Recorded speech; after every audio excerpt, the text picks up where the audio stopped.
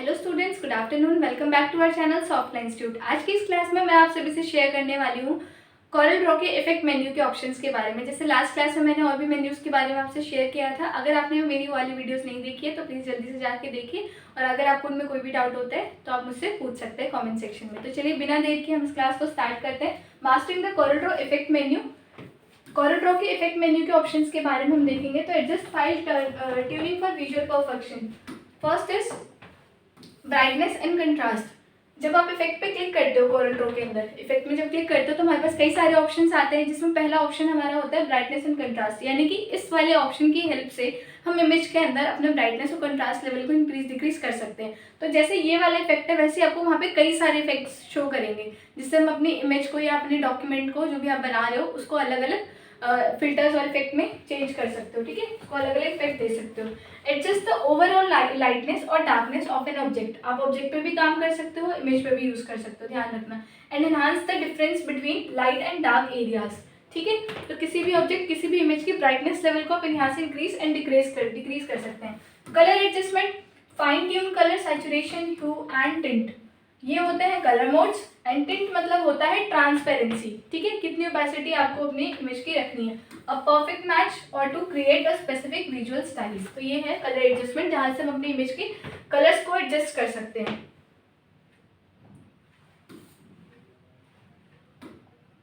Next is transform, shaping your designs. First is rotating.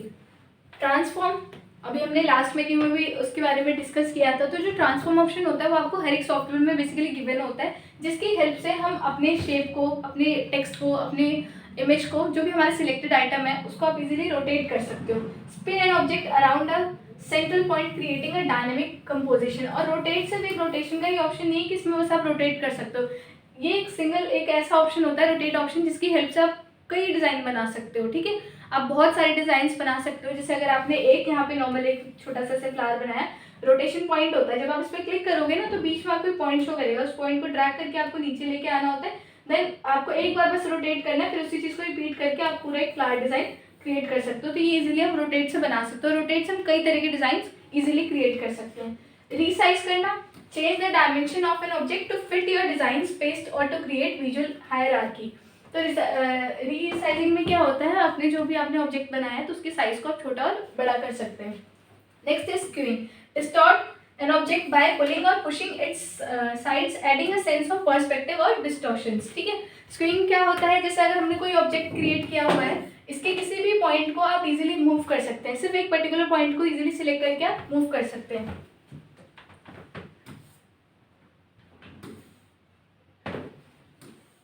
Next is corrections, quick fixes for images. First is brightness, makes the image lighter or darker, enhancing visibility and detail. इसकी help से हम अपने image को brightness look दे सकते हैं। यानी कि अगर उसकी ब्राइटनेस को इंक्रीज एंड डिक्रीज करना है तो वो इजीली आप यहाँ से कर सकते हैं। Contrast, increase the difference between light and dark areas, enhancing the image detail. Clear है इतना? इसके बाद नेक्स्ट है colour balance, adjust the overall colour tone of the image, removing unwanted tints. Tints मतलब क्या होता है, ट्रांसपेरेंसी। इसकी हेल्प से आप अपनी इमेज की ट्रांसपेरेंसी को इंक्रीज एंड डिक्रीज कर सकते हो और achieving a desired mood. Next is artistic media, unleashing creativity. Brush strokes simulate the look and feel of traditional media like water colours और आर्किलिक्स।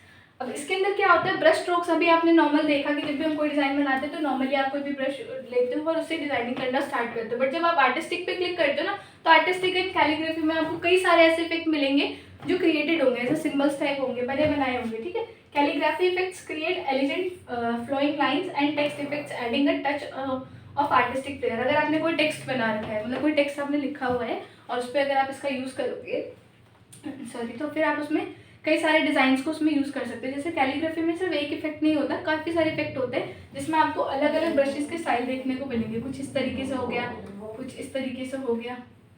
ठीक है, बहुत सारे आपको इसमें आर्टिस्टिक्स देखने को मिलते हैं। Texture effects, add depth and dimension by applying texture like wood, canvas और मेटल। तो टेक्सचर इफेक्ट्स भी आप इसमें ऐड कर सकते हैं। अलग अलग तरह के आते हैं, जैसे ड्रॉपलेट्स हो गया, टाइल्स हो गया, बटन स्टाइल्स हो गई।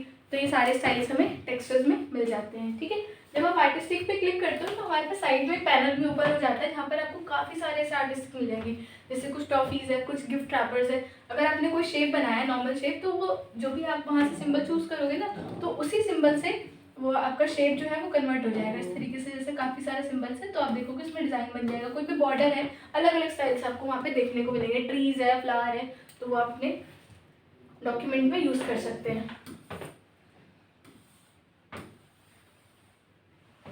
Next is blend seamless transition. Gradient effects create gradual transitions between two or more colors. blend का मतलब क्या होता है, जिसमें हम एक से ज़्यादा ऑब्जेक्ट्स को लेते हैं, ठीक है, एक से ज़्यादा ऑब्जेक्ट को आप लेते हो और उसमें दोनों के आप लोग को अलग अलग कलर्स रखने होते हैं। जैसे इसका मैंने फॉर एग्जांपल रख दिया रेड कलर और इसका रख दिया पिंक कलर। अब आपने क्या करना होता है, इन दोनों ऑब्जेक्ट्स को एक मतलब सिलेक्ट कर लेना है। सिलेक्ट करने के बाद जब आप इसको ब्लेंड करोगे तो ये जो शेप्स है रिपीट हो जाएंगे, बहुत बहुत ज़्यादा बार रिपीट हो जाएंगे, और उसकी हेल्प से आप देखोगे कि यहाँ रेड से शुरू होता होता वो पिंक तक में ब्लेंड हो जाएगा, ठीक है। इसके बाद है shape blending. Interpolate between two और मोर शेप्स क्रिएटिंग अ स्मूथ और प्रोग्रेशन। मतलब वही सेम चीज़ है शेप ब्लेंडिंग। अगर आपने एक से ज़्यादा शेप्स को लिया हुआ है तो आप उनको आपस में ब्लेंड कर सकते हो। इसमें 3 चीज़ें होती हैं ब्लेंड के अंदर। एक तो ग्रेडियंट इफेक्ट ही देता है, शेप को ब्लेंड कर सकता है, colour blend colours together to achieve a dramatic effects. तो इसके अंदर आपको ये 3 ऑप्शंस मिल जाते हैं, जिसकी हेल्प से हम एक से ज़्यादा ऑब्जेक्ट्स को आपस में ब्लेंड कर सकते हैं, उसको एक अच्छा लुक, एक अच्छा डिज़ाइन दे सकते हैं।